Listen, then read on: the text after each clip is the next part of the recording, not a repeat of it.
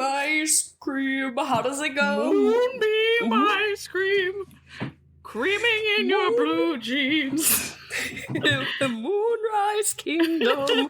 Wes Anderson is quirky. Which is funny because I would say this feels like probably one of his least quirked up movies, but this is also one of the not least quirked up. It feels stylistically like, I don't know, tonally it's different for me. Really? That's as much as I mean, like, it's different, but it's not. It's still Wes Anderson, but it's just, I think it's the linearness of it. Actually, that might be what's throwing me. Yeah, like the story itself is a little. Like there's maybe 1 or 2 time jumps, and that's it, as opposed to the typical 16. Right, but I feel like stylistically, this to me is the movie that locked in the Wes Anderson like online That's aesthetic, like the brand of it all. Interesting. Yeah, I don't know. Maybe it's just the timing of it all for me. Was this before or after Grand Budapest? Before, right? This was before. This movie came out. Okay, that's what I thought. 2012. Grand Budapest came out in 2014. Yes. This movie, notably, if you would like to know what podcast you're listening to, it's called The Swamp, and it's an acronym. Sarah, so some whack-ass movie podcasting. My name is Sarah. I'm here with my lovely co-host, Emily. Hello. And this month, we will be taking our theme straight from top S-tier listener of the pod, Brooke Drew, who wrote in and gave us this wonderful theme idea along with several movie suggestions to accompany it. So thank you, Brooke. We will be doing Camp Month. It is August. It is the end of the summer, and we're going to camp, bitch. So it's all movies about summer camps, having to do with camping. Camp. Maybe we'll get campy. Absolutely. Who's to say? But we wanted to start it off with, we've covered a lot of Wes Anderson movies on this podcast in the past. Yeah, we've done Fantastic Mr. Fox and Grand Budapest. We did a bonus episode over on our Patreon about Asteroid City. And actually, I think maybe that's it. Oh, I feel like we could, So interesting. So just 3. But if you want a little timeline, because I was sort of interested in like where this movie fit into the Wes Anderson canon. So basically his first movie with Owen Wilson was Bottle Rocket, right, in 1996. You ever watched that one? Like what sort of... Nope. Yeah, I tried to, and then I got maybe 30 minutes and said, I'm all right. Similarly, he had a movie called Rushmore that came out after it. I also have not seen that one. But then we sort of kick it off with the Royal Tenenbaums. I think that's the first one that was like a bigger budget and had very much A-list actors in it. And that was 2001. So the Royal Tenenbaums comes out in 2001. Then he follows it with The Life Aquatic.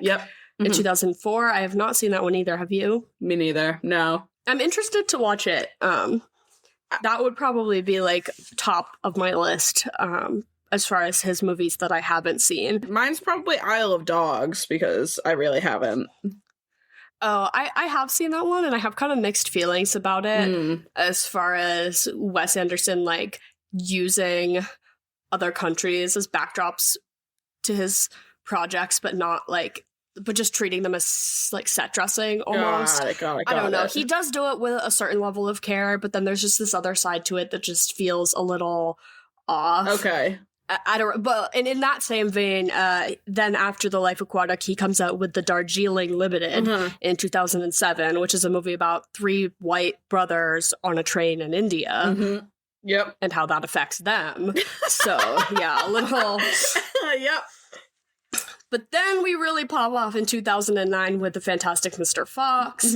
And then we follow it up here with Moonrise Kingdom. And Moonrise Kingdom is Wes Anderson's first, like, big financial success. Fantastic Mr. Fox was actually a huge box office flop. Really? Is that just because of how much it took to make it? Or because no one came out and saw it? Like both, a little bit. Okay. But so Moonrise Kingdom makes back its budget and then some and more, and actually is like a big box office success given, the scope of the project. I think the budget was actually fairly small. I think it's only like 15 million. Yeah, that sounds about right. Not a lot. And considering how many really famous A-listers are in this movie, Tons. I'm sure a big chunk of that was, payroll alone for those names. Except I think actually Ed Norton made a joke once that he was like, you don't get paid to make a Wes Anderson movie. Like, you show up because it's a fun set with your friends, but, like, you're not getting paid for that shit. Like, which, fair enough, honestly.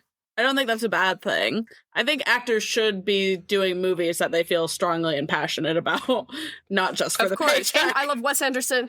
Wes Anderson has his little cohort of like his, his first responders. Yes, if you will.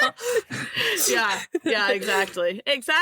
So I feel like the chance to go hang out with Wes and his first responders on a movie set, like, yeah, you should do that shit for free. Yeah, you take that opportunity. And then after Moonrise Kingdom, then we get Grand Budapest. Then we're really soaring into like tons of Oscar nominations, a lot of public recognition, and sort of that like categorization now of like the Wes Anderson aesthetic. I think it gets really solidified with the Grand Budapest Hotel. Absolutely. But I would say it is this movie, Moonrise Kingdom, that really like, I don't know, it was an accessible, easy to understand like playbook basically for what his visual style was. The symmetry, the lighting, the costumes, the camera angles and the sharp movements, just all of it. I feel like I remember he seeing gift sets. Yeah, I feel like I remember seeing, and I can't speak too much on it having seen all his previous works, but I think this is the one that got audiences to understand that this filmmaking style is intentional, and it's like Wes Anderson himself is like a character. It's like you're thinking about how the movie was made while you're watching the movie, and that's just something we're gonna have to settle on now, because that's the whole fucking deal of all of his movies, is that you're like, wow, this is somebody meticulously planned this, and I can tell. Yeah. Because it's otherworldly, right? Everything is so perfect that it almost feels like fantastical. Yeah. I feel like the thing about it for me that like I was saying earlier, that like at least made it feel like not Wes Anderson-y is like that and maybe this is just because the last thing I saw of his was Phoenician Scheme, which just came out like 2 months ago or something like that. And I feel like with his stuff, I usually feel like I have to work for it a little bit. And especially on that first watch, which I'd seen this movie before, but I saw it really long ago, like probably when I was first starting to get into watching movies. So I didn't have a great recognition of it. Memory of it. Yeah, it's such an easy movie to watch. It's so simple. Yeah.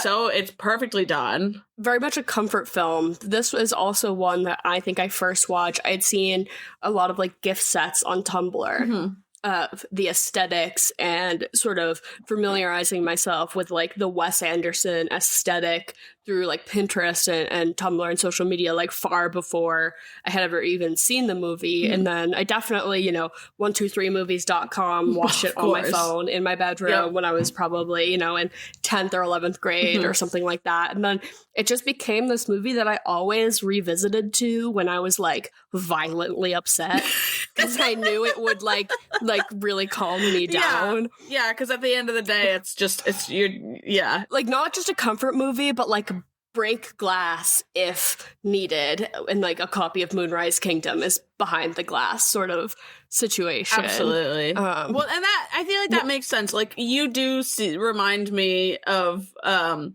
what's her character? What's her name? Miss Susie. Susie. You definitely give me Susie vibes now. And looking back at who you were as like a 13-year-old, that's Susie, baby. Yeah, quite relatable. Very like melodramatic teen girl energy, which I could very much relate to. And especially, God, I would just love to have Frances McDormand as my mother from this movie. Right. I'm like, why is Susie so perturbed by this affair with Bruce Willis? Like, if anything, Susie, you need to be looking at your dad, Bill Murray, and being like, with a critical eye. she should be. If it's a Bruce Willis versus Bill Murray situation, Susie, as a teen girl, I need you to open your eyes and get fucking real with me for a second. She's just in that stage of being a contrarian, and that's what it is. That's what it all really boils down to. And you're a child, and when you're a child, everything revolves around you. And your parents splitting up is the end of the world, whether it's for the better or not. Exactly. Of course. Moonrise Kingdom, 2012. Grand Budapest Hotel, 2014. Then we get Isle of Dogs, 2018. The French Dispatch in 2021. Then Asteroid City, 2023. And then notably, I've been skipping over all of the short films and other things in between. But I will note the wonderful story of Henry Sugar 2023, because that was Wes Anderson's first Oscar win. Yep, which is crazy. Which is kind of wild. It just feels like it feels like he's not gonna ever get one for a picture, and he's just gonna end up getting an honorary Oscar, which is gonna be just so disappointing.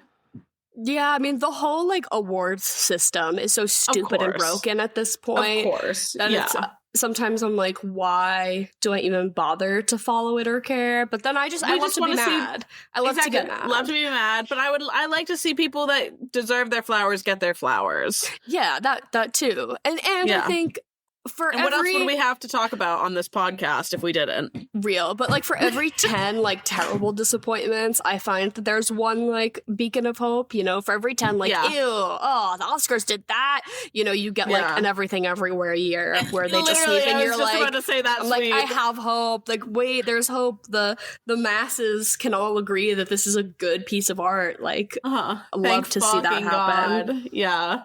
Well, now that everyone's required to watch all of the movies this year, I'm really interested to see how things do? A quiz? Maybe shift. A quiz? What are we gonna quiz them? How are they gonna prove that? Man. That's no different. They just like, oh, we heard, you know, some people said the wrong things in some interviews and gave everyone the idea that no one watches the movies because it's true. So we'll just say you have to watch them now. Like they can't. Yeah. They're not going into anyone's home and being like, did you open those screeners? Like, no. I don't know. Obviously there's a way that they can track them, which you like. The way that film gets sent around, it's like all through like these whatever a DCP is and shit like that, so it can track you with the data, like have you opened it and have you played through all of it. Ooh, so okay, I would be interested. Obviously that's me guessing as to how they do it. I don't know exactly, but I know from like a showing films and movies perspective, that's sort of how it goes. So we'll have to see. I would love to see a good shift, but you know.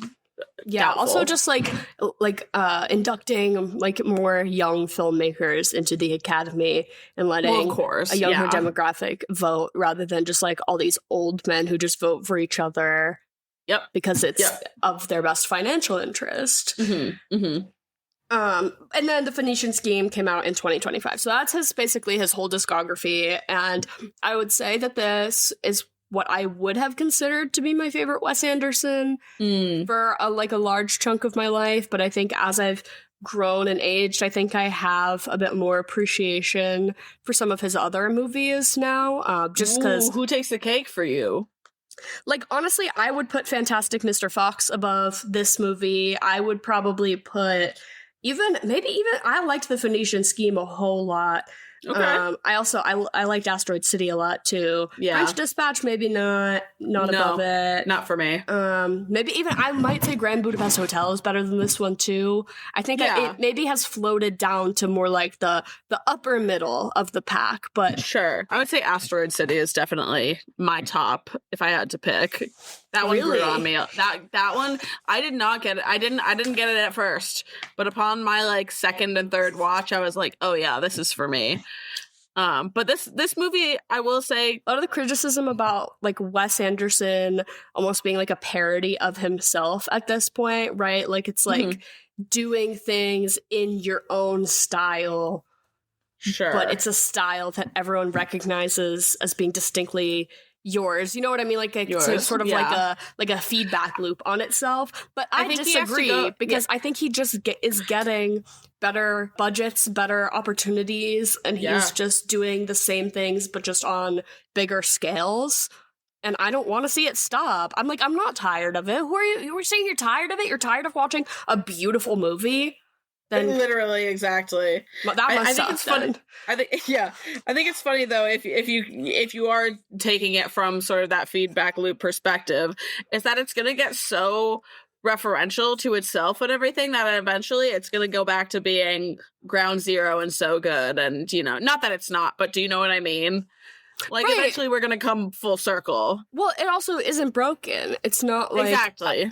all of his movies look the same. Yeah, because they look beautiful. Like... Yeah, because that's his style. That's, you're not going to tell Picasso to paint differently. Thank you. Well, Emily, we're not telling Picasso anything. He's dead. He's dead. But, what was I going to say? This one I do think out of a lot of his newer movies, and I think especially putting this up against the Phoenician Scheme as well, this one does feel like it has a lot more heart, in my opinion. I think especially the kids it and the feels leads. a lot more yes, and yes, it's so sincere. Yeah, yes. Which I think is when you can crack into that with one of his movies. That's when I feel like I enjoy it the most. Like, I would say Asteroid City also falls into that bucket for sure. For sure. Like The French Dispatch, I could not give less of a shit. That was Didn't more care. almost like, well, because it was like an anthology. It was like a series of short Exactly. stories together. So Sure. that movie does feel a little different to me. But I agree as far as like the earnestness, because everything is visually so like stacked and organized and linear. And then the way the script is and the way these characters are speaking to each other is like very crisp and very like everyone is saying very poignant, pointed things in a short amount of time. It's very quippy and fast and sometimes like a little nonsensical, but we're using very like sharp language, I feel. So to have this like really artificial environment and then like a really artificial way of speaking too, to then find something like really human and heartwarming and moving inside all of that is even more impressive, because it's like we had to get through all these fucking layers of like mise en scène to get to like the heart of these characters. But I feel like this movie does it so effortlessly. I think just the two kids, the two leads. So if you haven't seen Moonrise Kingdom, it's about two 12-year-olds, Susie and Sam. They become pen pals because they meet during a Noah's Ark production. It's so good. And it's so good. Sam is a khaki scout, which is like a Boy Scout, and he's an orphan. And Susie's parents are Frances McDormand and Bill Murray, so she's doing just fine for herself. And they become pen pals, and then they write, and they find that they really understand each other, and they both feel very socially outcasted, as most 12-year-olds do. And Susie has all of these issues with her family, and she's acting out a lot, and she's getting in trouble at school, and Sam is sort of dealing with like being an orphan and being in a foster home and all of that stuff. And basically they're like, all right, same time next year, let's meet up and run away together. So Sam with his khaki scout skills, which is so funny because they're on an island. Girl, where are you reasonably going? Well, they get off the island, and they get married, they do it successfully. I forget they do get off the island. They flee the island and they get married. Like, no, they follow through. They go the next island over. I forgot. The next island over to get married by fucking Jason Schwartzman. So iconic. And so they plan this runaway together, and basically Sam uses all of his wilderness skills, and Susie teaches him about like, reading and self-expression and art and individuality and all this, sort of stuff that comes innately to teen girls that teen boys just sort of struggle with. And which is so funny because we have him immediately you're introduced to, not immediately, but I'm sorry, the whole thing that he's a painter kills me. Yeah, he does landscapes and a few nudes. Yes. No, but it's really beautiful because you see his paintings in the beginning from their letters, and they're kind of bad. They're just like of telephone poles and like of kind of mundane shit. But then Susie sort of teaches him about artistic expression, and then at the end of the movie, his paintings are beautiful. So he grows. But she unlocks something within him. They go camping. Basically, they go camping on this little desert, and they dance around. She gets her ears pierced on the beach. Yeah, he pierces her ears.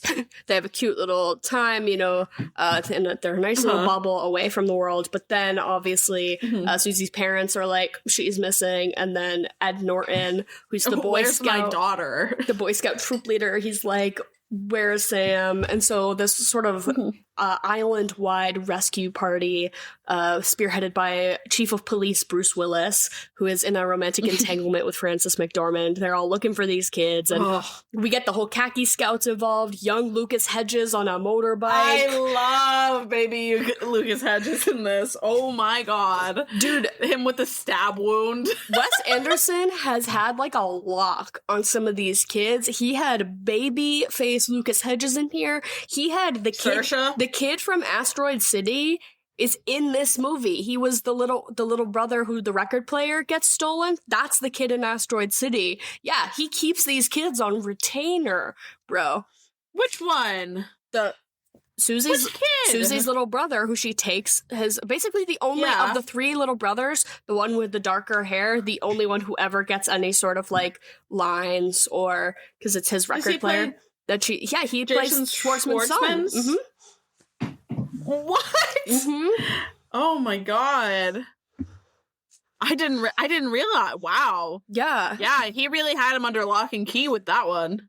And then I also thought that the casting for the two leads is just like enlightened. I think that those two kids just have amazing chemistry together. Such amazing performances.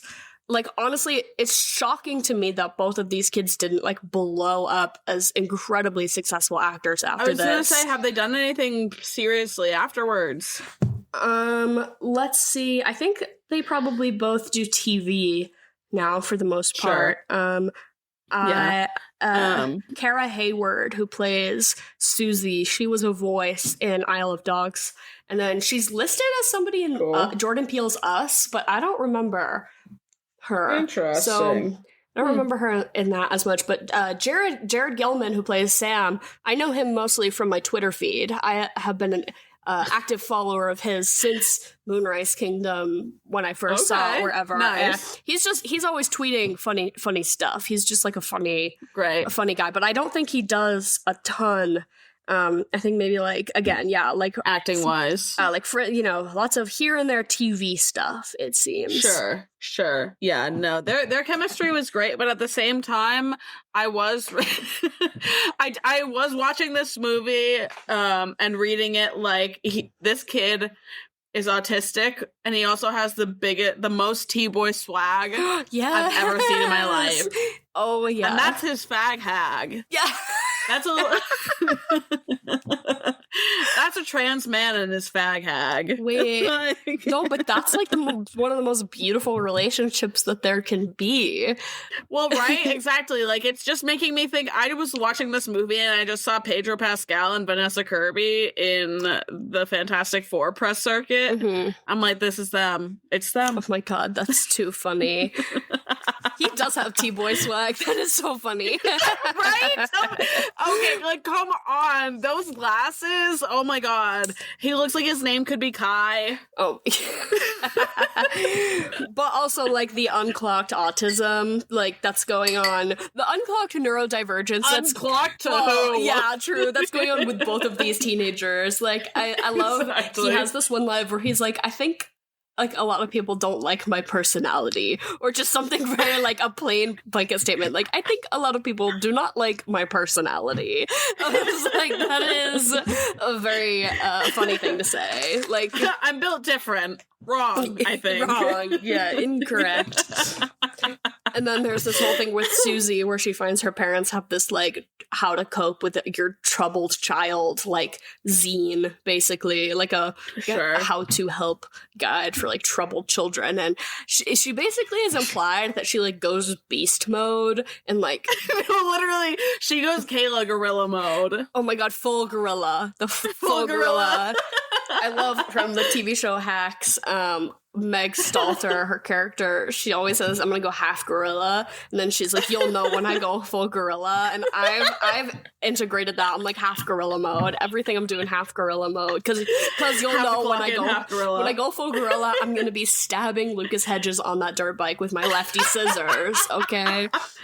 Wait, speaking of Meg Stalter, have you watched the new Lena Dunham show with her? Too much? Nope, not yet. Have you? Interesting. I've started it. It's really good. It's good. It's it's back to the sauce that made Girls. I'd say so.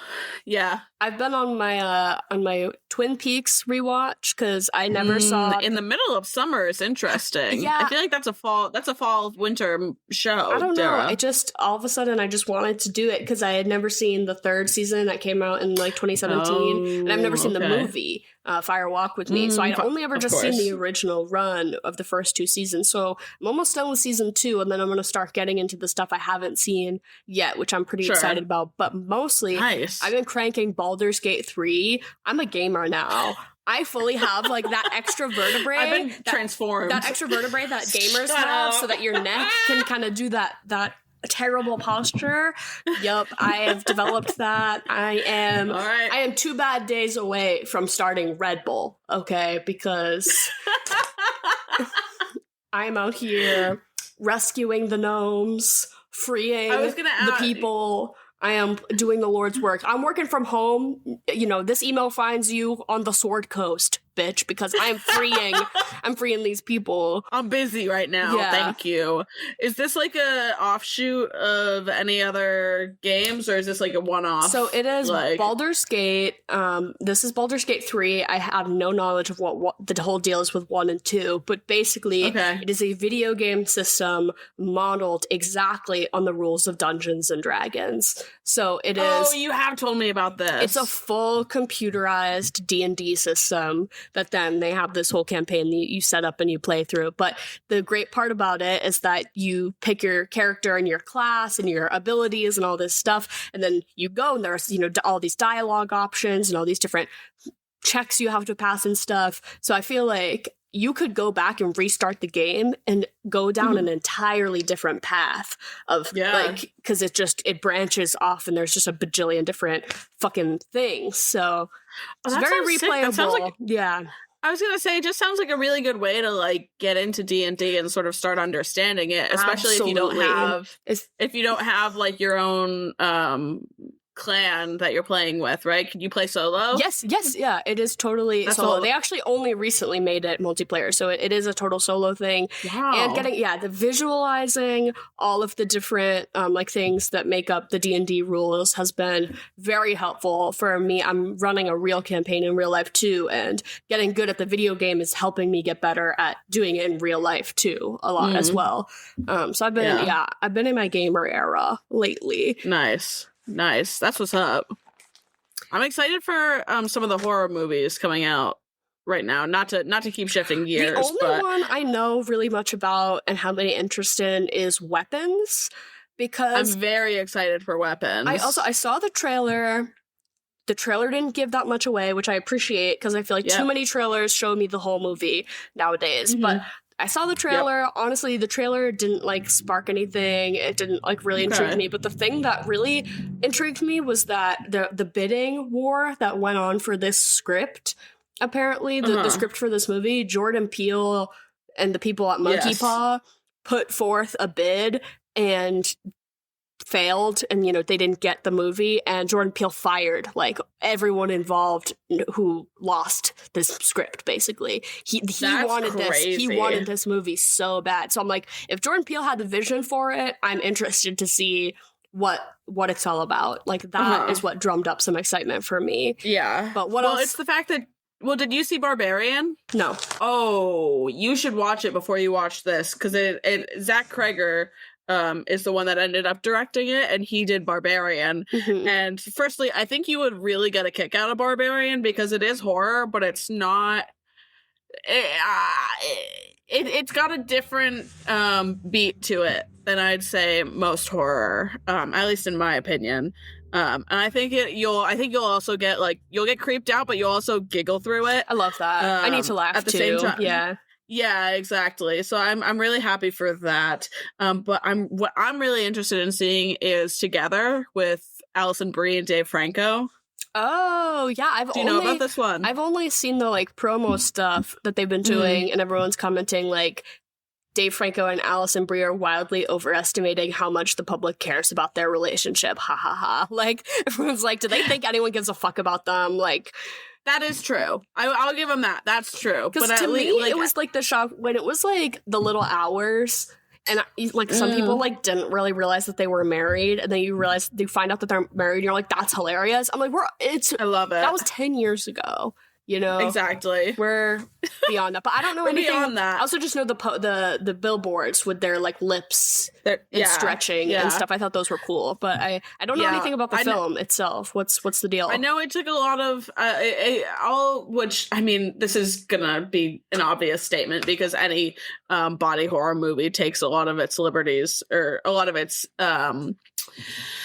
inspiration thank you inspiration from, of course, The Substance now these days, and a modern classic, and The Thing was something that inspired this one a lot, apparently, or it's the director's, god, who's the director too, Michael Shanks. I guess that's Michael Shanks' favorite movie. So I don't know. We'll see. I'm excited. But it's sitting at like a 3.5 on Letterboxd right now. So which could be perfect. Nothing too crazy. Exactly. I don't need anything wild all the time. I was recently talking to somebody about movies, and they were like, "Oh, do you like horror movies?" I was like, "Yeah, whatever." And then they asked me about what's the Talk to Me. Is the movie with the hand? Oh, right? Yes. Talk to Me. Is the people who made that? Do they have something new coming out recently? Yeah, they came out with one called, I think it's called Bring Her Home, and it's with Sally. Yes. What's her name? Yes. What's her last name? Fucking the fish man in The Shape of Water. Paddington's adopted mother. It's like Hawkins. Hawkins. Thank you. Yeah. No, I was talking to somebody and they brought that movie up and they're like, "Oh, I'm excited to see that one." I was like, "Oh, I didn't know about that." And then they're like, "Oh, talk to me." I'm like, "Oh, I didn't see that." And then we just went on this like we're doing right now of like Barbarian, just naming recent good horror movies. I was like, nope. I was like, "Oh, I guess now that we're talking about it, maybe I don't." I'm not into horror movies. Like, but I could be. If you put it on, I could be. But yeah, Talk to Me would also be a good one for you to watch, I think. It's creepy and it's very good, but I wouldn't say it's, too much. Yeah, I heard what was it? My partner told me about the Bring Her Home one, and that was really fucked up apparently. So I don't know about that. I can't speak to that one, but I will vouch for Talk to Me and Barbarian. So tonight I'm going to see a new Fantastic Four movie. I couldn't give less of a fuck. I don't give a shit. I'm just gonna be a warm body in a seat there for popcorn, basically. But you know what? There you go. You know what I will be and there for? Sometimes that's the perfect thing. You know what? I'm gonna get there, and all of my gas is gonna get burnt out in the first 10 minutes, where I get to see the Avatar Fire and Ash trailer that plays before Fantastic Four. That will be the high that I ride for the rest of this. Have you watched it yet? I sent you the link. You didn't watch it. I did. Well, I didn't watch The Shape of Water. Should I watch The Shape of Water? Yeah, I feel like I want to have an Avatar 1 and 2. So here's my hope, is that when they released Avatar 2, they did a rescreening of the first movie in IMAX. Yes. And I went and I resaw 1, and it was amazing. Then I saw 2 and it was amazing. And so I'm hoping they do re-releases of 1 and 2 in IMAX so that I can see them again both in IMAX before I see the third one. But I also alternately was thinking I could just host a party at my house and we could watch them on my TV. Big ass TV. My big TV. The big girl TV. I would, because it's one of those things, like Avatar came out, in 2012 or something like that. So I was 13 when I first saw it and I never saw it again. So that movie means literally nothing to me. And then I didn't see The Way of Water because why did it come out 8 years later? Because you don't understand. You don't understand. I don't understand. That it was a cultural. We're gonna have to get into it. I think maybe December I might force you to kind of crack into this with me because this whole franchise is incredibly interesting. But if you haven't seen, it's supposed to be 5 movies, right? It's going to be. They've filmed them all. They're done. They just have to make them. Yeah, because there are kids in them. Wow. So they filmed all the movies at the same time, and then it takes so long to make them because the computer graphics are so fucking cutting edge that they're inventing new editing systems for these fucking movies. So how long ago were these all filmed then? Because they must have clocked in later for the second one, right? They took a couple of years off, right? Yes, there was a break between 1 and 2. Because I saw the thing of like Zoe Saldana signed on to this when she was 28 and she's going to be like 54 when they end. Simultaneously filming in late 2017 and concluded in 2020. So for 4 years they filmed.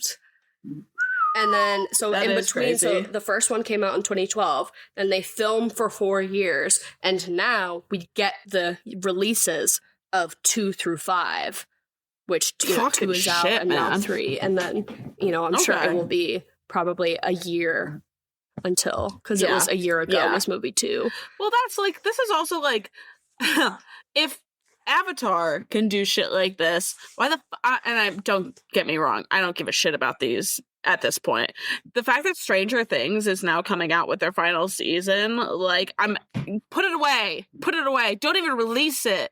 There's no reason, no one cares. Like, I always think about Joseph Quinn's sort of career trajectory, that he was, like, not that famous, and then he was in Stranger Things, and he really blew up from Stranger Things, and then he sort of started all of these bigger acting projects, and I'm like, yeah, him as a lead in a film, he has been the lead of, like, 3 films that have come out since Stranger Things. yeah. 3 theatrical, fucking A Quiet Place, fantastic. Like, literally, the delay has had him to become a full A-list movie star since that show blew him up, and the next season isn't even out. Like, it's ridiculous. My favorite timeline to timeline is the fact that the last season of Stranger Things was put out, and then since then, all 4 seasons of The Bear have happened. Oh my god. Like, real. Oh my fuck. It's just stupid. get out of your own And ass. Get out of your own ass. Nobody is watching. Stop digging in your butt. But no one is watching Stranger Things. No one is reading or watching Harry Potter. Like, we're moving on from these things that are shit. Like, when all of it is just so shit, like, we just need to all move on from it. And I think that's what we need to do. That's what we've been doing. Nobody gives a fuck about Stranger Things anymore. Good. We need to move along. Are you depressed? Well, I'm not anymore because my mom Jen is here to do Chocolate or Vanilla, her interim podcast segment where we all say the thing that we like the best. Do you remember in the movie when he says, "Are you depressed?" When she's talking about being a troubled child, and he's like, "Are you depressed?" I just really liked the way, I liked his diction on that. This is a good one to have you on for. By the way, everyone, Matt Bacon is here. Hello. Friend of the pod. Shouts out Matt Bacon, friend of the pod, as you may know from such esteemed episodes as The Lighthouse and This is your 1.5. Okay. This is your Lion King 1.5 right now. wait, am I tripping? It doesn't just matter. a Anyways, Lighthouse. as I often do when we have a guest, I will say the order in which we will speak. Jen will say 2 things. Then we're all going to say which one we like better. I am Dara. I'm going to go first. Then Emily. Then Matt Bacon. Then Jen. We circle it back. What is the theme this week? Okay, If any. so loose theme, but it's kind of like some sun, some moon. The sun and the moon. Yeah. The yin and the yang. I like them both. I'm gonna really be hard to excited to see pick. what you're pulling up with here, Jen. All right, chocolate or vanilla? Chocolate. I had chocolate ice cream for dinner. Nice, that's really good. Lovely. Vanilla. Chocolate, because M&M's. Yeah. Mm. Yeah. Chocolate. Walking on Sunshine by Katrina and the Waves, or Send Me On My Way by Rusted Root.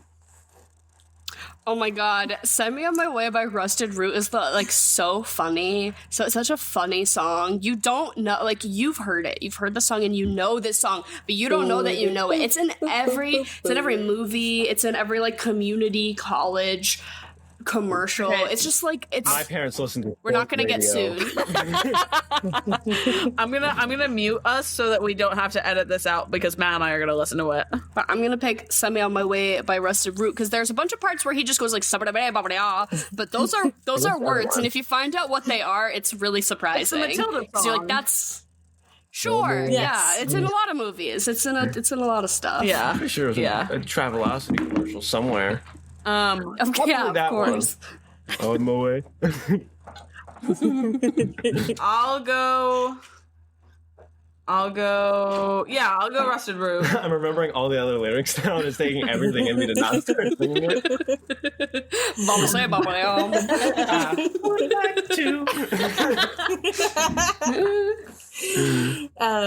Rusty Root for this week. Next one is So 2 books that are second in the series, New Moon or Catching Fire. Ooh, Catching Fire. Absolutely. Both are bangers. Both are like the peak of the series for me. Yeah, it's Catching Fire for sure. I would also agree. Yeah, another sweep, Catching Fire. Next one. Suzanne Collins, she does not miss. This is true. Next one, we got some Post Malone songs. Sunflower, Circles, or Congratulations.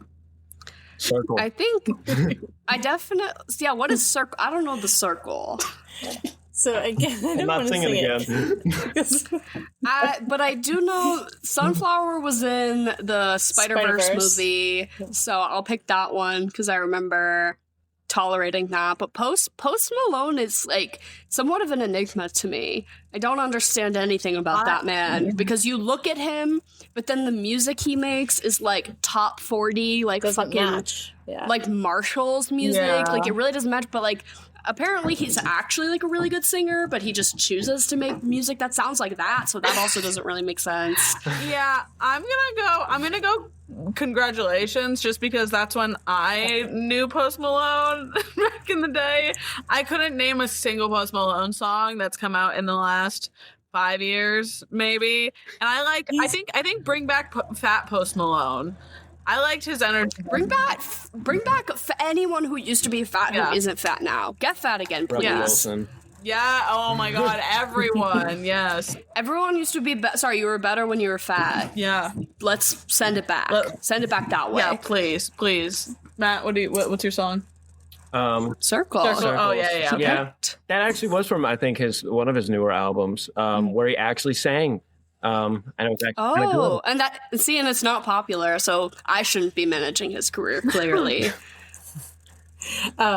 I like all these songs. I'm gonna go with Sunflower.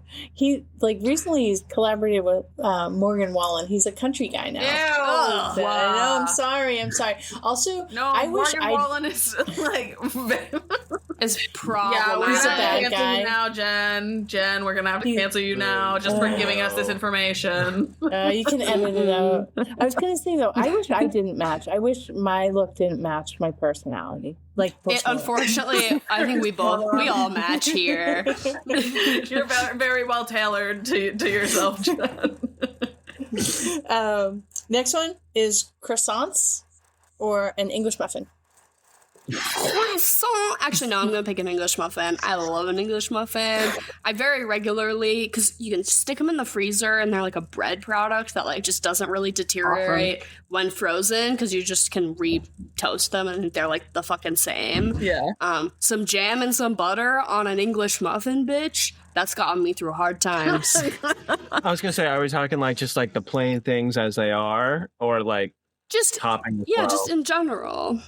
I guess because, like, what would you go for? Yeah, I feel like you could doll it up yourself. Yeah, you can zhuzh it up. Yeah. Like, you definitely have to zhuzh it up a little bit. I guess a croissant you can eat on its own, and English muffin would be like, this is dry. Yeah. But I mean, I got, for me, I'm going to go English muffin because I had a really good English muffin experience, yesterday. I got it was a corn jalapeno English muffin. Ooh. It was really awesome.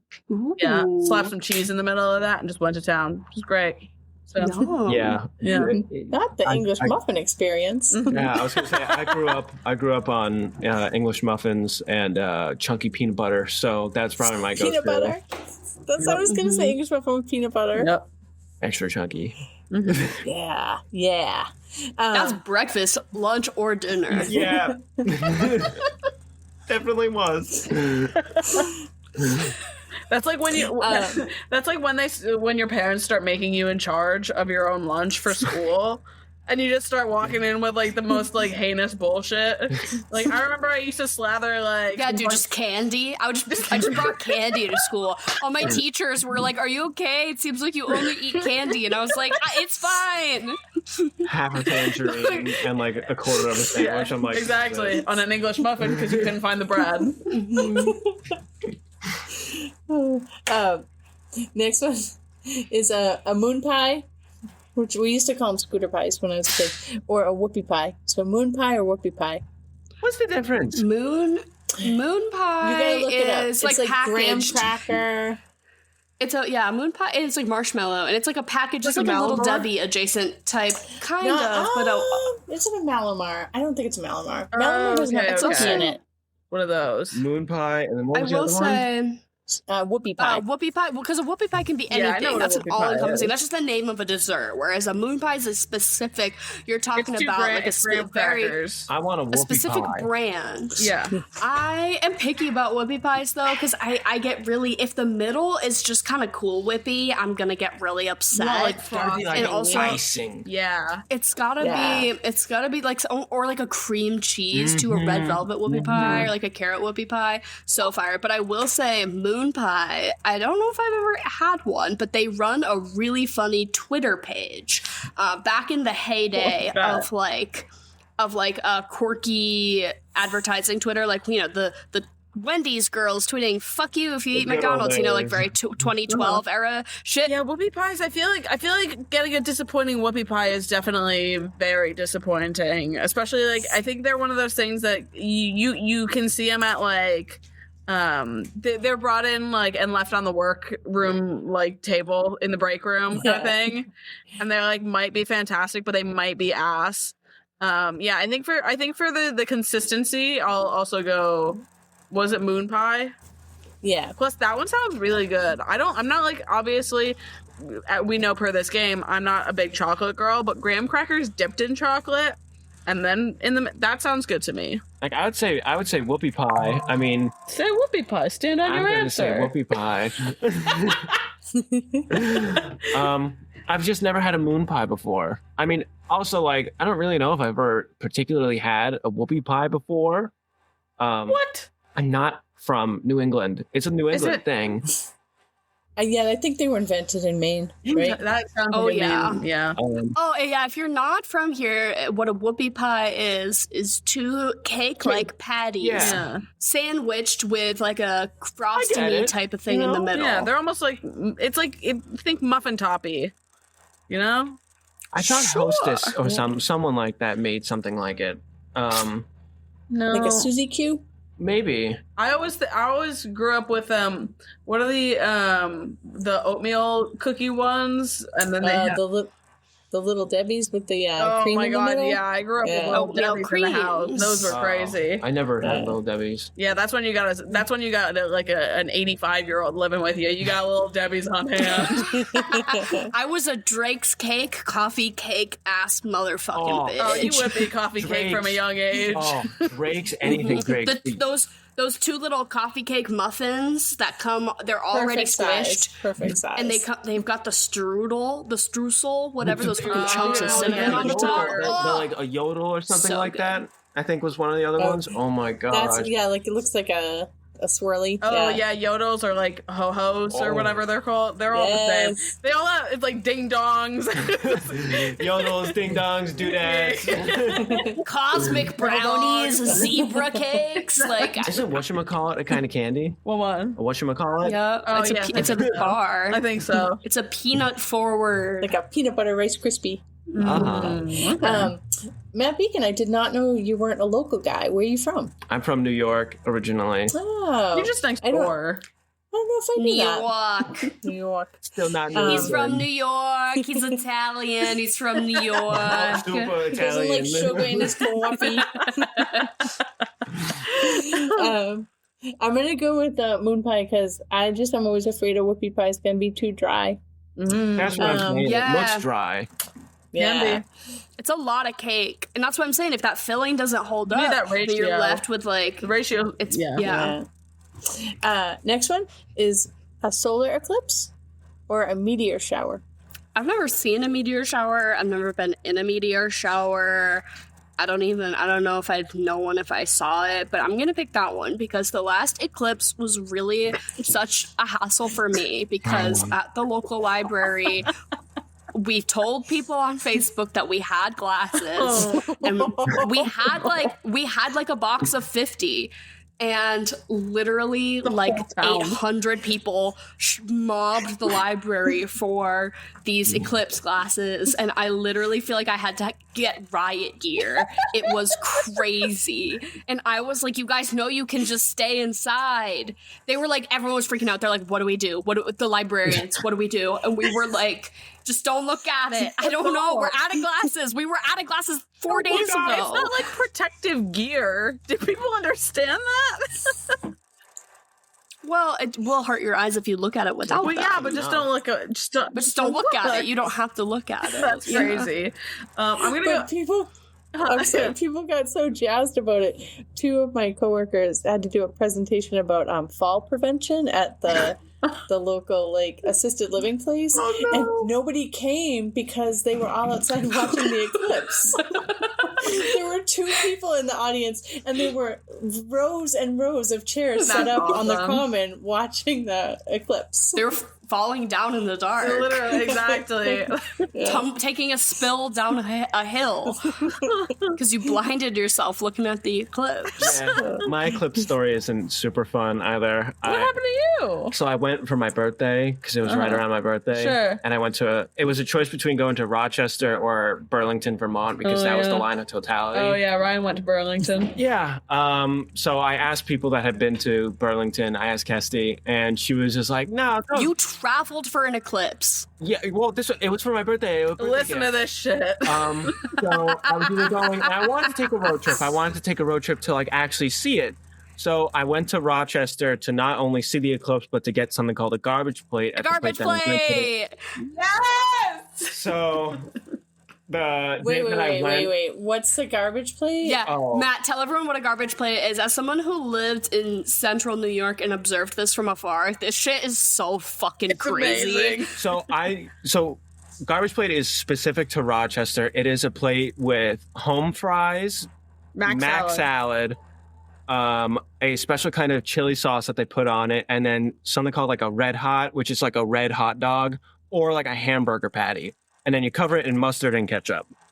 And like, do other douse shit. it in sauce. Yeah, other stuff. So it's a like pile of hot slop. sauce, Yeah, like, It's a slop You have to plate. go and be a fat boy. it is literal slop, but it is the best slop on the planet. I think this is like So it's delicious. That combo is delicious. It's so good. It's so good. it's one. I make my own.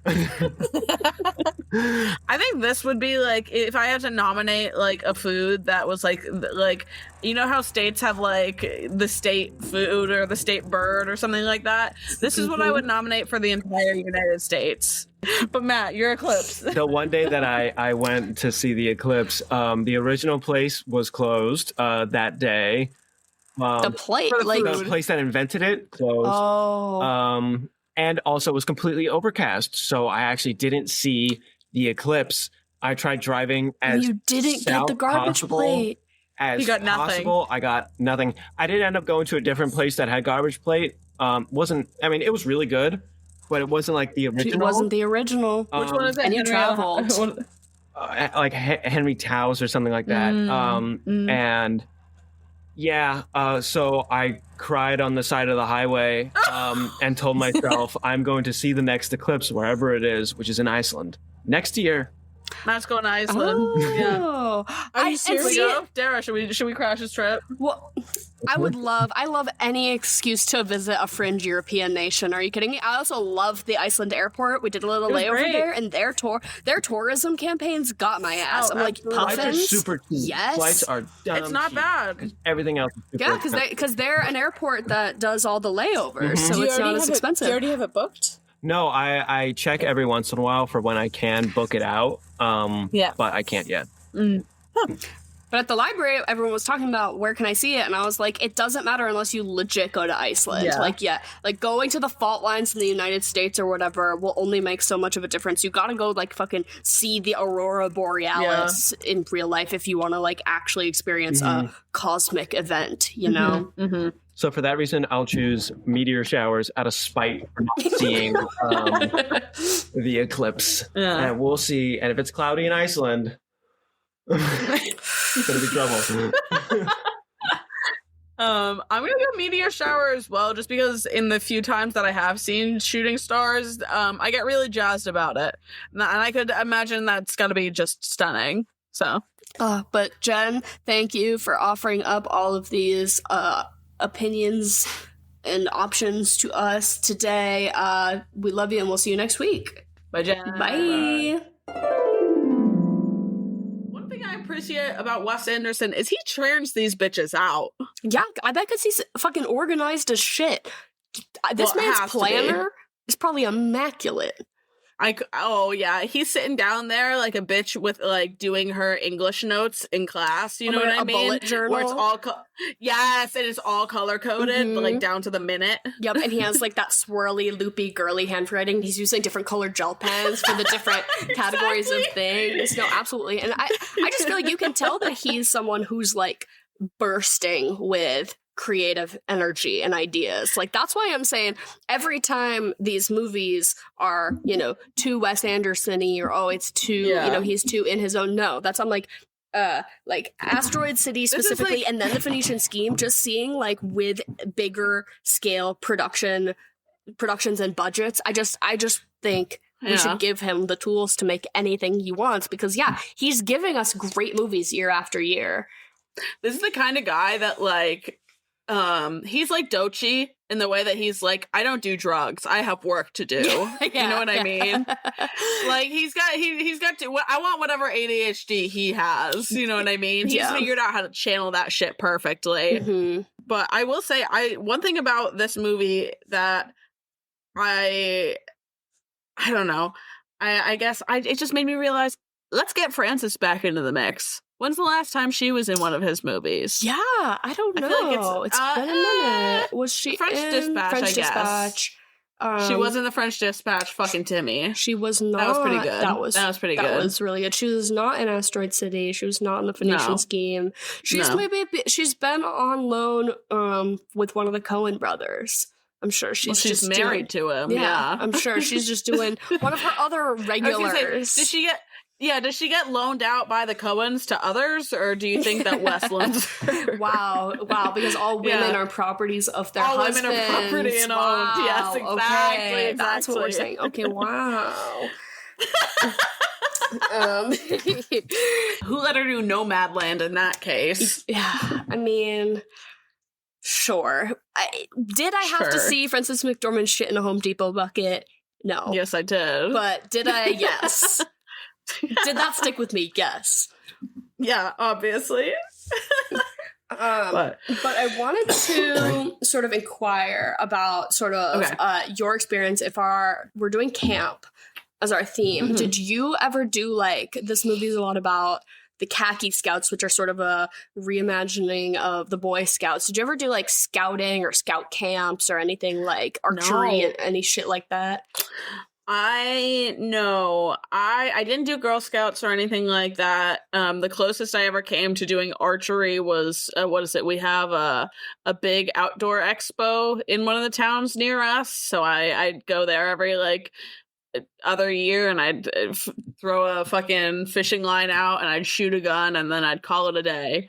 But no camping. I'd say the closest I ever came to camping was not camping. I've been camping, but like going to like a camp, like a day camp for kids or something like that was we had Camp Borndale, which we've definitely talked about on the pod before. It was like a science camp that we all went to in 6th grade. Yeah, they like had us like, we made necklaces, but we also dissected sharks. We learned about like ecology, like oceanography and ecology, and it was all about like estuaries. I remember it was like going into estuaries with boots and like finding water samples and looking at water samples and stuff. So it was all like It was like an earth science camp, basically. So we did that, which was a sleepaway camp for basically a week.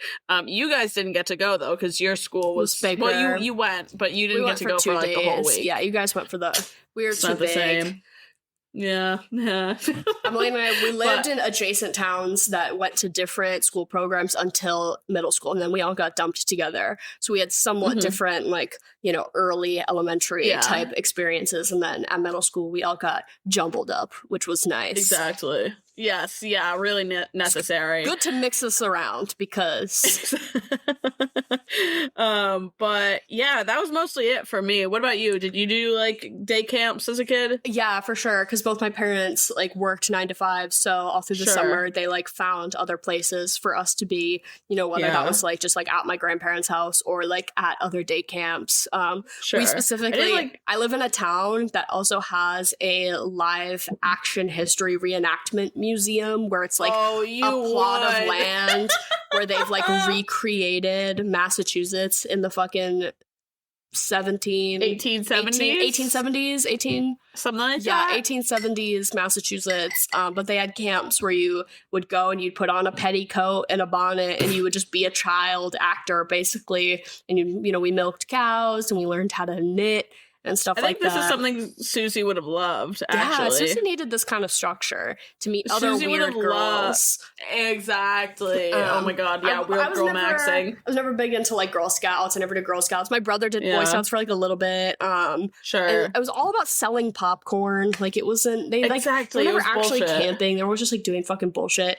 But I did go to a camp that was like a pretty traditional American day camp that I would say that we were like doing very performative, culturally appropriative Native American chants, and we were in we were in tribes, and we hung out in teepees, and we learned archery, and you know it was very problematic. You played a lot of capture the flag, probably. Yeah, lots of swimming in a lake, capture the flag, duck duck goose, like camp activities, but also they had like a ropes course and archery and you know stuff like that, and like a craft tent. That's where I was most of the time.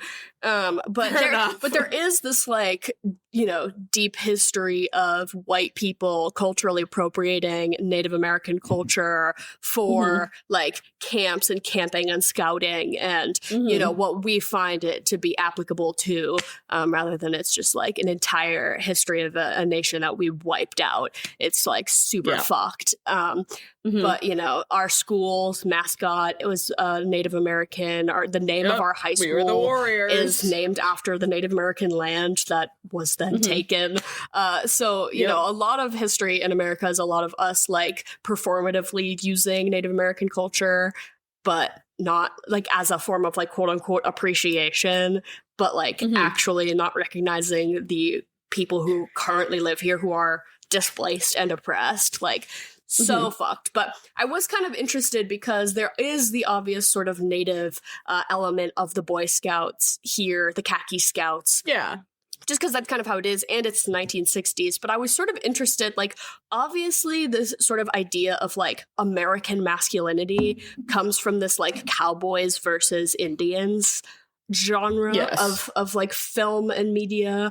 So it's like sort of, but then also this like rugged masculinity of the Native American also kind of gets adopted into that as well, with the whole, you know, the scouting and needing to know the land. But I was curious because I was like thinking about the Boy Scouts, and I was like looking into the history of the Boy Scouts because I was like, why is it so culturally appropriative? Like, where does that come from? And the answer to that is that it's just like we do that to everything, and it's shitty. Well, and there's no real reason. It just is how it happened. But I was kind of interested to see that the Boy Scouts have actually had like a recent kind of falling and a disbanding.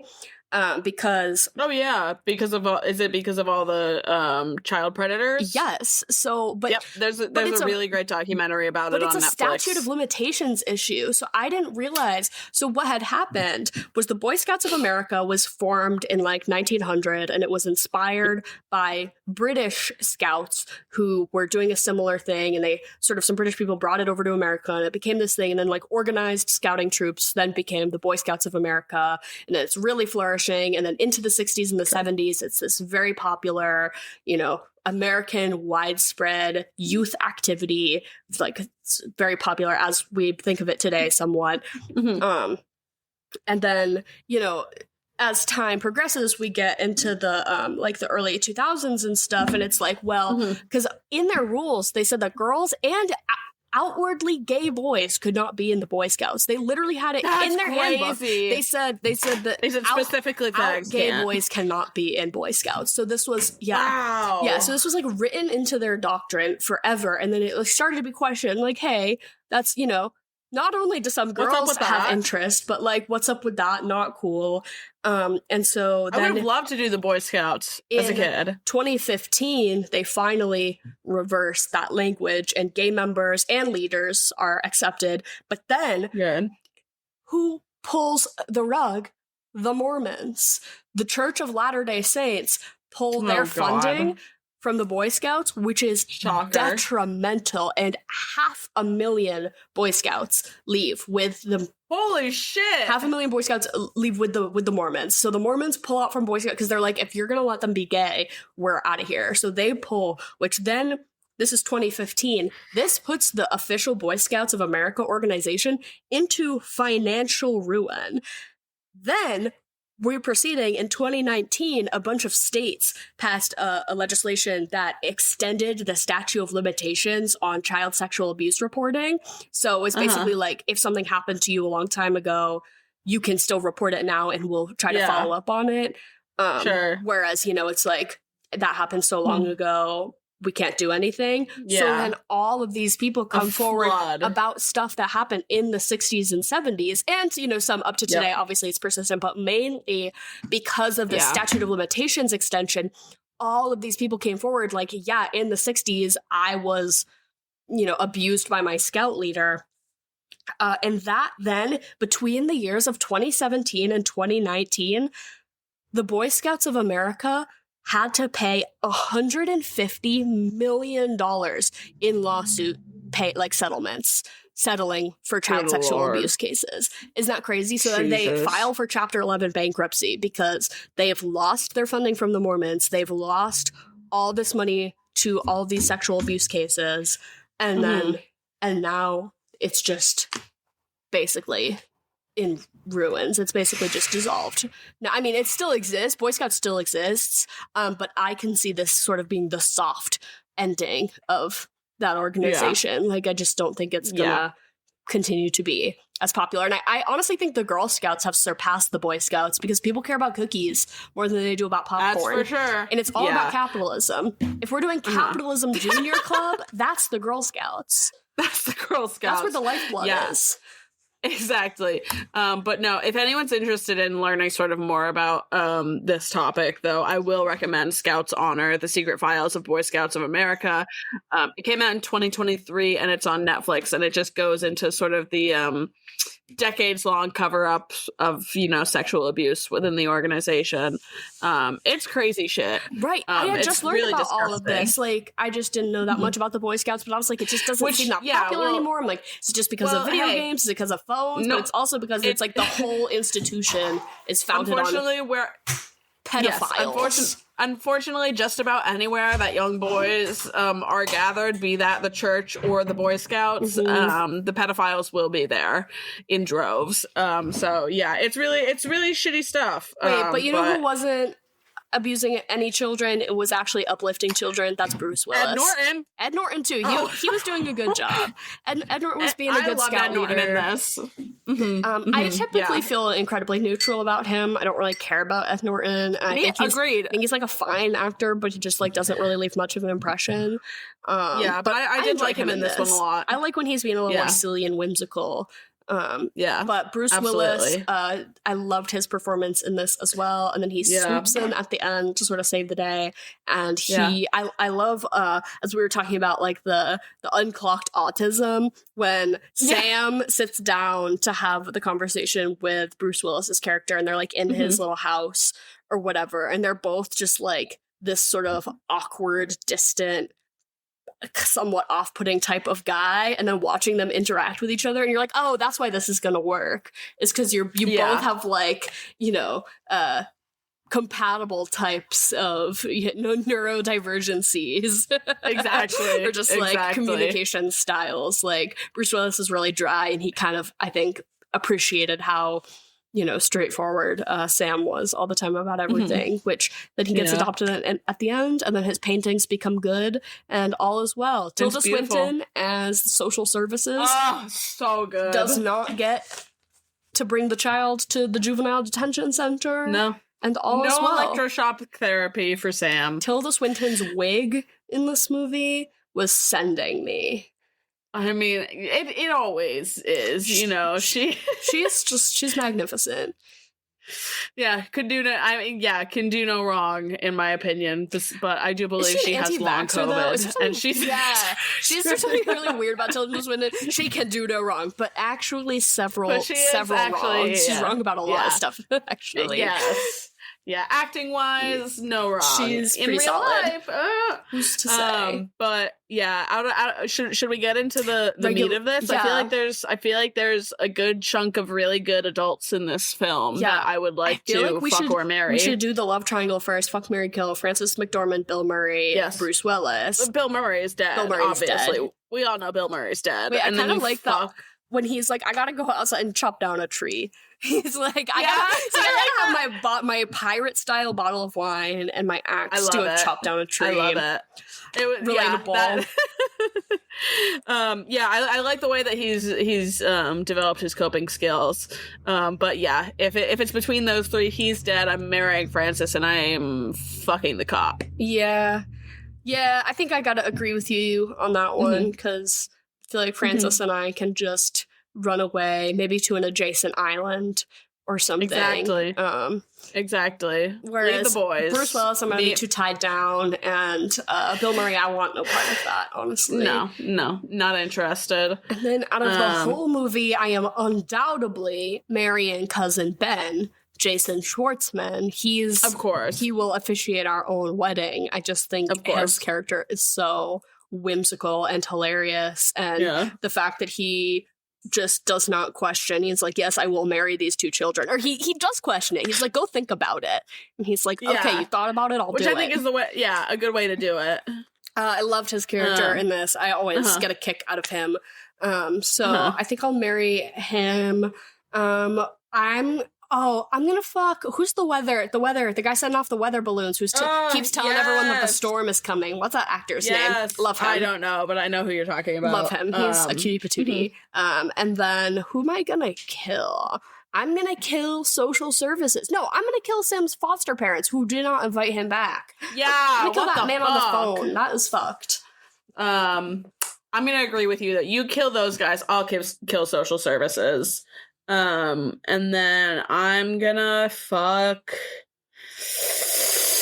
I think I'm fucking Ed Norton still. I think he's very eager. Work. And I can get behind that. He's got some badges. He's got some knot tying badges. Yeah, he does. he knows how to tie a knot. And then I'll still marry Frances. Really? I feel like she's always a reliable choice. She seems like complicated. She seems like a complicated woman, though. I don't know if I can handle all that. I can get behind that. And then you're having a little watch party, a Moonrise Kingdom, little soiree. What are you going to prepare as a feast? It's not gonna... I can't say that it makes sense to me, but it's just a feeling. And I think that this one... I think it's the yellow font, of course. So I think that you have limoncello, and then you have some cannoli dip. Yeah, with like the crackers. That feels like something... So right. That feels... Okay, thank you. Yeah, it feels like one of those things of like, as a kid, you don't really... I remember as a kid learning what cannolis were, and that felt like a timestamp. You know what I mean? What, like learning that there's cheese in it? Well, not cheese in it, but I just feel like I don't have a lot of memories. Pre and post cannoli. Yes, exactly. I think that I can put that timestamp on my life somewhere. And I feel like that's around the time I'm like 13 years old, and you're like, oh, now I have a favorite dessert. Oh yeah. You're like before that it was like just like, oh, ice cream, oh, a cookie, whatever. Then you figure out that there's cannolis, and a whole world opens up for you. I think that's a great idea.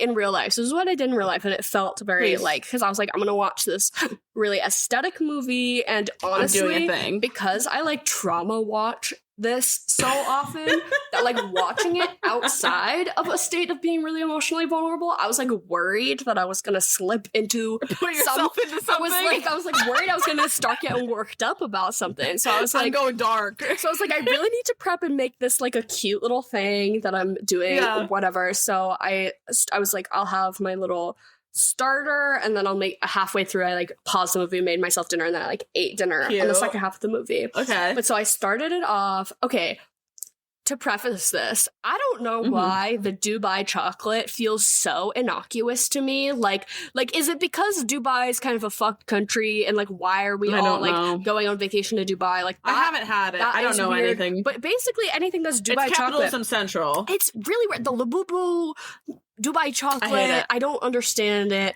but I will not complain that pistachio is now a readily available flavor to me everywhere. I do because everyone's freaking out about the Dubai chocolate is just like pistachio chocolate combination, basically. Or like specifically the Dubai chocolate is like flaky. There's like a flaky component or something. Yeah. But whatever. Yeah, it's got like the phyllo. I don't understand. I don't want to get into it, but everything is available in Dubai chocolate flavor, which is just pistachio chocolate, which I like pistachio and chocolate together. I honestly think I prefer pistachio by itself or like with other flavors other than chocolate. I love a pistachio ice cream. I will say. At Trader Joe's, they had a pistachio. They called it gelato dessert, then an asterisk, and the asterisk led to then a section that said gelato inspired frozen treat.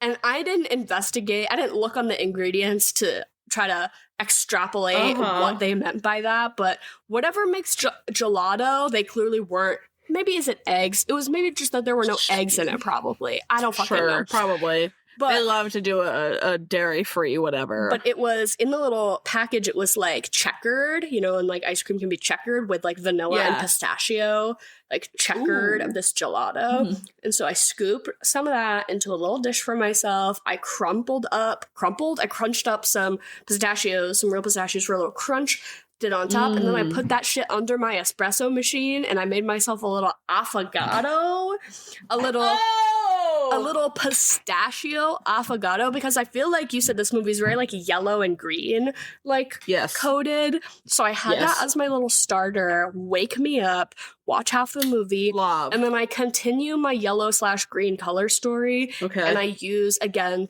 this is sponsored by Trader Joe's. I'm using the cacio e pepe raviolis that they have. So it's like a cacio e pepe filling in just like in a ravioli. Yes, and then I make that with like some bacon to give it like a carbonara kind of energy, but then just like pesto. So it was like a pesto carbonara-y fucked up ravioli thing. That sounds really sexy. I wanted to do like a green color story to like, I don't know what felt green about this movie to me. But anything you do, I think it should be very like well planned and aesthetic, and try to make it like look really nice is really, you can make anything as long as you plate it kind of plating symmetrically. I think you can get away with it for sure. I agree. Or just anything kind of indulgent. I feel like Wes Anderson movies are always kind of like indulgent. I would describe them as well. And then what are you going to follow this up with? I have 2 answers for you. I also have 2. Okay. I have one that feels... Okay, so my first one is if we want to keep it sort of in line with the precocious teens not fitting in, whatever, I think the movie Submarine is a really good one, especially it's very much of that era. I think it was 2014. It's very like Arctic Monkeys, Tumblr days. Like they're very aligned. But at the same time, I think that the natural progression of this for me, this movie makes me feel like a kid again for sure. And I like when Wes Anderson taps into that, I guess, where I feel like that connection. And I feel like it's very much the whole like, oh, I want to grow up and be an adult. They're getting married, you know, it's the whole thing. But I think the next, I already talked about it in this episode as well, but I think Asteroid City fits really well. It's all about sort of like now I'm an adult, like what happens next? And what do grieving. I do? Like I don't understand it. Yeah. Like what am I doing? It feels like the natural progression, in my opinion. So yeah, I'd say one of those two. I agree. What about you? I on a comfort movie level, I would say Sing Street, that I just recently have added to my comfort movie canon. I think it's very much like awkward boy is sort of infatuated with this kind of cool girl. I think the Lucy Boynton character in Sing Street like very much feels kind of Susie coded to me, sort of manic pixie dream girl kind of energy, but just like very comforting, very heartwarming. Yeah. And then if we're gonna take sort of the Susie through line, specifically that scene where her and Frances McDormand are sort of reconciling, and she's in the bathtub. I love that one. That was really giving me like Lady Bird. So I feel like the next step you could go to is like, who is Susie when she gets a little older? And she's Lady Bird for sure. That's Lady Bird. Yeah, that's a great recommendation. And then out of 10, I'm going to give this movie a 7. I think I would have revered it as like a 9 or 10 back in my heyday, but I think Wes Anderson has just outdone himself and has sort of built upon this. You know, I think this is like a cool stepping stone to see like where he was in his career with not a huge budget and not. Oh, they also filmed this in Rhode Island. Isn't that kind of cool? I was gonna say I did look up where they that church scene because it looked like some of the old Boston churches. Yeah, so it was giving New England coast for sure. Because I thought they were in Maine. Was my I thought guess. Yeah, it was Rhode Island. But yeah, love Wes Anderson. Problematic a little bit, cultural appropriation adjacent. Has he actually done anything to like truly offend me to my core? No. Will I continue to see his movies? Probably yes. Yes. Boy Scouts of America kind of fucked. And we're gonna do camp this month, so send us in if you have any wild stories about camp or what camp movies you'd like to see us do, or if you are like Brooke Drew and you have an amazing idea for a theme along with several movie recommendations. Sometimes when we're feeling lazy, we'll just fucking use that shit. So we appreciate it. We love all of your comments and everything. Thank you for being here, and have a lovely rest of your day, and goodbye and good night.